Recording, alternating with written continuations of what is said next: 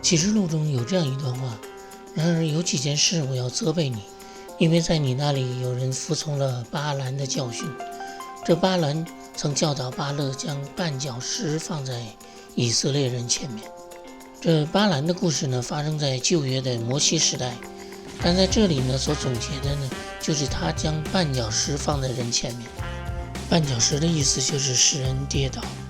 路加福音的17章有这样的话：耶稣对门徒说，绊倒人的事是免不了的，但那绊倒人的有祸了。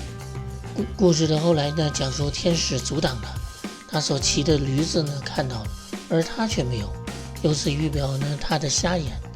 他真正的瞎眼呢，在于他不知道他所做的就是将绊脚石放在以色列人前面。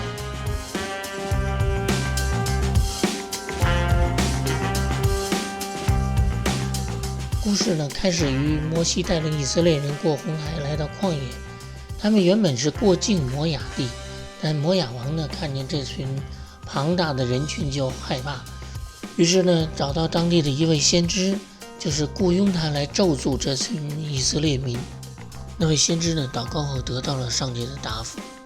神对巴兰说，你不可同他们去，也不可咒诅那民，因为那民是蒙福的。上帝的旨意在这里表达的已经很清楚了。圣经呢没有描述巴兰的内心世界，只是描述他所做的所说的。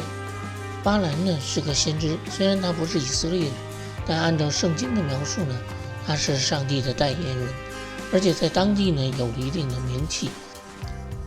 所以摩亚王呢派人招他，因为经文说，因为我知道你为谁祝福，谁就得福，你咒诅谁，谁就受咒诅。在今天的世界呢，当人在某一行业从事久了，有了一定的名气，就可以开始做这样的生意。在这个故事中呢，巴兰就成为这样的人。不过这种祝福与咒诅的事呢，会使人想到那些从事算命、运势分析的行业。巴兰不是以色列人，可能他爱摩亚人胜过爱以色列人。我认为这都不是根本问题。导致他失败的呢，最根本的问题是他爱钱胜过了爱那位上帝。也就是说，当挣钱与上帝的旨意相冲突的时候，他依然不肯放手。有时候上帝是给人警告，但是当人心里所盼望的太过强烈的话，人也会忽略所警告的，至少会轻看这样的警告。分享一点自己的经历，那是很多年前发生在中国的事。当时呢，自己在一家小公司上班，那位老板呢试图用福利来弥补工资低的问题。他承诺公司愿意负担员工考驾照的费用。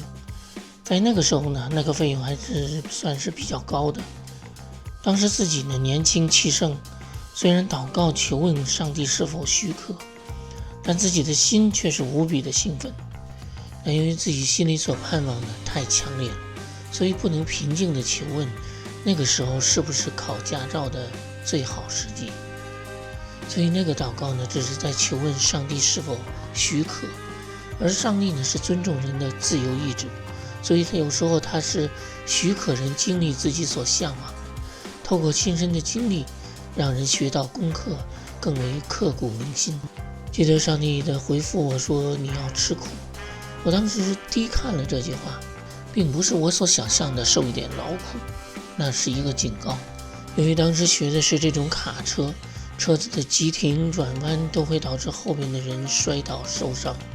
我当时的心态呢，有一点像巴兰，由于内心的渴望，他就不能客观的面对，他所盼望的只是上帝的许可，所以上帝呢准许他去了。经文说，当夜神临到巴兰那里，说，这些人又要来招你，你就起来同他们去，你只要遵行我对你所说的话。第二天巴兰动身出发了。上帝呢因为他去而发怒。我想上帝发怒呢，是因为上帝能够透过时间看到将要发生的悲剧。那悲剧不仅仅是巴兰自己的悲剧，而是以色列人的悲剧。所以上帝准许他去，也同样意味着准许以色列人在信仰上的跌倒。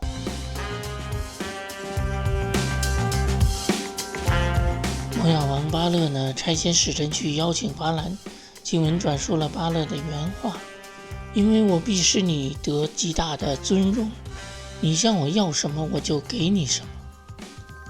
这样的提法呢是很具有诱惑性，一方面是物质上的财富，一方面是尊荣，那就是名声。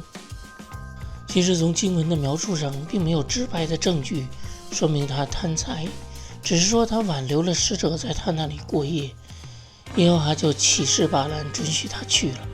不过在新约圣经的彼得后书的第2章有这样的论述：他们离弃正路就走岔了，随从比尔之子巴兰的路。巴兰就是贪爱不义之工价的先知。这里呢定义了巴兰的问题就是贪财，也就是财富与名声是他更在乎的。人有一种天然的思维方式，那就是遭遇患难的时候就会怀疑自己的灵命上出现了问题，导致上帝的惩罚。其实呢，当人的灵性真的出了问题，很多时候人自己并不知道。比如巴兰贪爱钱财，他却不知，因为钱财呢不是一种语言，也不是一种行为，而是一种影响。也正因为这样，经文中我们看不到巴兰做了什么不当做的，或者说了什么不当说的。圣经说做工的得工价，但巴兰所做的呢，被圣经定义为贪图不义的工价。我思考过这个问题，我是做生意的，为客人呢提供服务，赚取相应的人工费。就我所经历过的客户呢，他们的心理状态也都不一样。有一类人呢是低看从事服务行业的，所以那些人呢会常常抱怨，称从事服务行业的人所要的是不义的工价。而圣经所说的贪财呢，我认为不是指买卖中的价格的高低，因为那并不是是与非的问题。在这个故事中，最关键的是用钱买到的是什么。因为巴兰为摩亚王出的主意呢，导致以色列人因为被上帝的咒诅倒闭了。耶稣说绊倒人的事是免不了的，但那绊倒人的有祸了，也就是说那放绊脚石的人是有祸的。在巴兰的故事中呢，一个最有意思的部分呢是上帝派了一位拿着刀的天使站在路中间，挡住了巴兰的去路。驴呢看到危险想绕着走，但巴兰却没有看到，他只看到驴不听话，于是就打那个驴。最后驴呢居然开口说话了。关于驴呢是如何说话的呢，不在这里探讨。这个故事的重点呢是上帝给巴兰的警告。这不是说人不知道什么是对的，而是说当人的心贪爱钱财的时候，人就会变得愚拙与固执。愚拙呢就是当明白的道理不明白，固执是指当停止的事情却依然坚持。所以上帝使用驴扮演了一个很有寓意的角色。在人眼中呢，驴是愚拙与固执的象征，但这样的动物却看到了巴兰所没有看到的，也使他意识到自己的瞎眼、愚拙与固执。所谓瞎眼呢，我理解就是上帝认为是重要的，但人心呢却不在乎，所以自然人的眼也看不到。其实任何人呢都有自己在乎的，也有不在乎的。圣经中提到的罪呢，往往是指那些人应该在乎的，却因为人心的偏颇，比如贪爱钱财而被忽略掉，故意不在乎。这就像耶稣责备犹太人，你们能分辨此时的天象，却不能分辨此时候的神迹。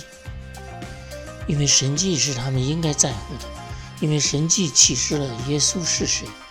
而犹太人呢却不在乎这个，他们的注意力是在耶稣在安息日做事情，干犯了安息日。耶稣自称是神的儿子，更是对上帝的冒犯。圣经说他们是瞎眼的，其实他们也是固执的。圣经中的亚哈王呢，想要得到拿伯的葡萄园，他甚至意识到获得园子的方式肯定是违背律法的，此事呢就应该到此打住，但他却任凭王后替他去办这个事情。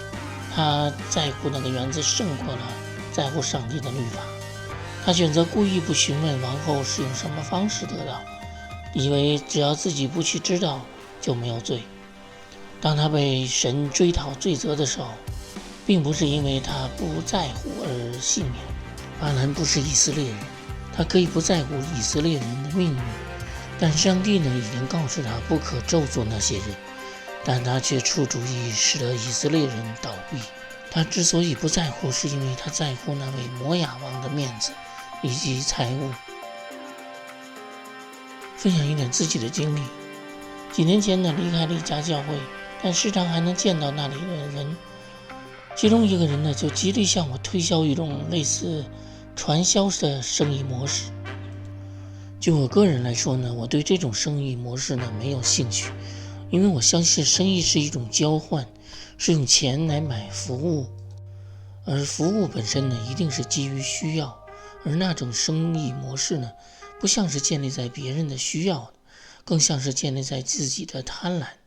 这样呢就会使人与人之间失去真诚，失去友谊。当然这也在于人是否在乎这个。因为那个人的极力推销呢便使我感到厌烦，不仅是对事情，也包括对那个人。像前面提到的那位巴兰，贪财呢会使人在不知不觉中受到影响。或许赚钱呢是那个人所在乎的，但他所看不到的，那就是这影响到人与人之间的关系。